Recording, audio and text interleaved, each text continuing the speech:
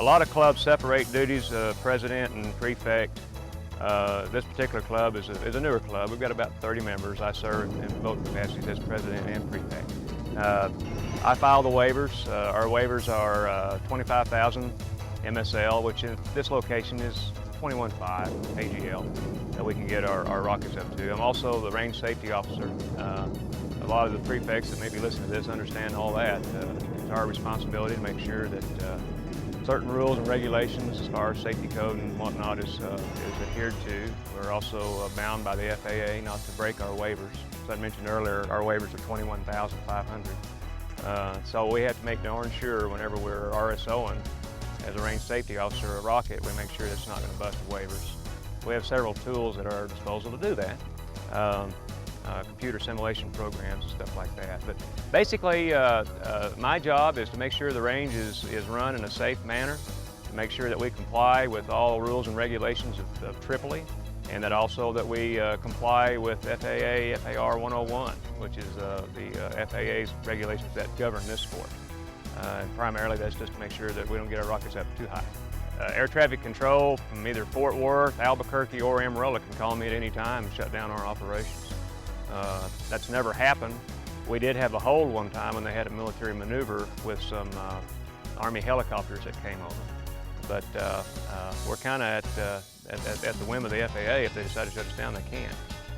We also don't fly if the wind gets over 20 miles an hour. So I'll be monitoring that all day today because it's kicking up now. It's about 12 miles an hour.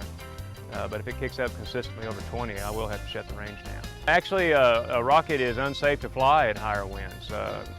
Before a rocket gets up to speed, in other words, if the rocket is not accelerating fast enough for the fins to offer guidance, it can weathercock, which means it'll actually cock into the wind. Well, we have a crowd from the south here. We have our rockets on the north side. The rocket takes up and it's 20 miles an hour. It could weathercock too badly and actually go into the crowd.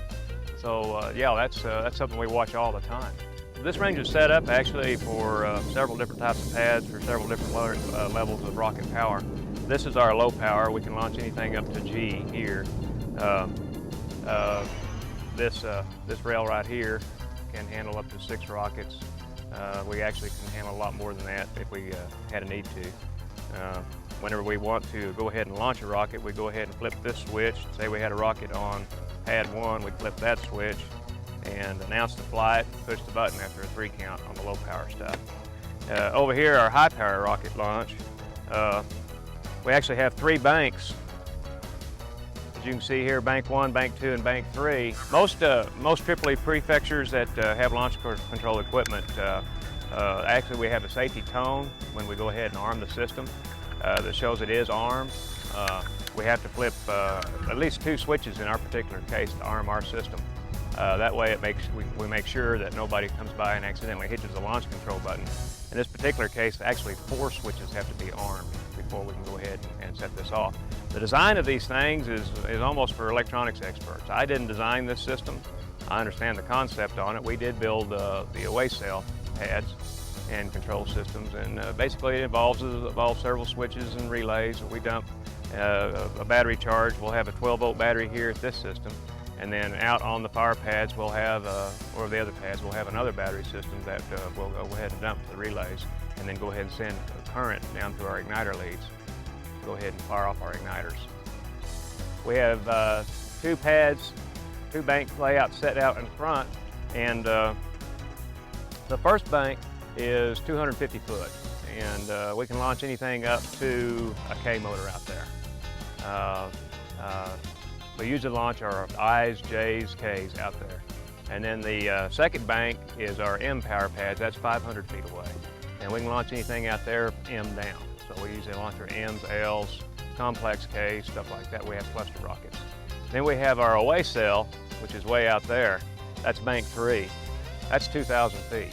And we're going to launch an N motor powered rocket today, but I think the wind's going to be a little bit too high, so we probably won't get around to do that today.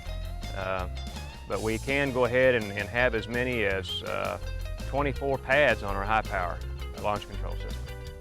Where we accomplish our safety is by distance. Hot Rocks stands for Panhandle of Texas Rocketry Society. I got Quentin involved in the deal, and you'll see the logo we have here basically. That kind of resembles a De Laval nozzle that Quentin was working on back in the 50s when the Rocket boys were building their rocket motors. And Kai Michelson came up with this kit, and Quentin wanted to certify with it at LDRS at Cloudbusters. So we built that rocket, he flew it, and he did both his level 1 and level 2 later on. And so we decided to go ahead and design our club logo around Quentin Wilson's rocket, since he was an integral part of the club. I started Pot Rocks mainly because I thought it would be easier to have my own club, have our own club here in this area instead of driving all the way to Kansas to fly. And they kind of encouraged me, and I asked the prefect over there at the time, John Baumtalk, what he thought, and he said I'd probably go for it. So I found 2 other guys that were actually flying rockets in the Amarillo area, and between the 3 of us, we started Pot Rocks. It takes 3 actually to start a profession. And so we incorporated and got that going, and we've kept on growing now. We're about 30 members, but it's pretty neat. We all enjoy it. You know, the thing about it is when you have more and more people, you can draw off of them too as far as their experiences. You learn from them, see, and they learn from your mistakes. To start a club, you have to have 3 members, 3 flyers. 1 member of the club who's going to be the prefect has to be at least a level 2 for 1 year. Level 2 is the second level of the requirements you need to make as you go from level 1 to level 3. Once you get that member, then you go ahead and you don't necessarily have to incorporate the club, but we did that for liability purposes. NAR, which is National Association of Rocketry, and AAA both have these different levels of certification for flying rocket motors. Level 1 basically requires a person to build a rocket and fly it successfully without damage. And after he does that, he can fly H's and I's. The second level requires a written test, both safety and technical. Once they pass that test, then they go ahead and successfully fly and safely recover a rocket. Level 3 is a little more involved than that. Level 3 involves the design of a rocket. You get with 2 technical advisory panel members, TAP members with AAA, and they sign off on your paperwork, and you build and design the rocket along with your information packet. And then once you successfully fly that rocket and recover it, and get your signatures, then you're good for go to fly just about anything the industry offers as far as commercial.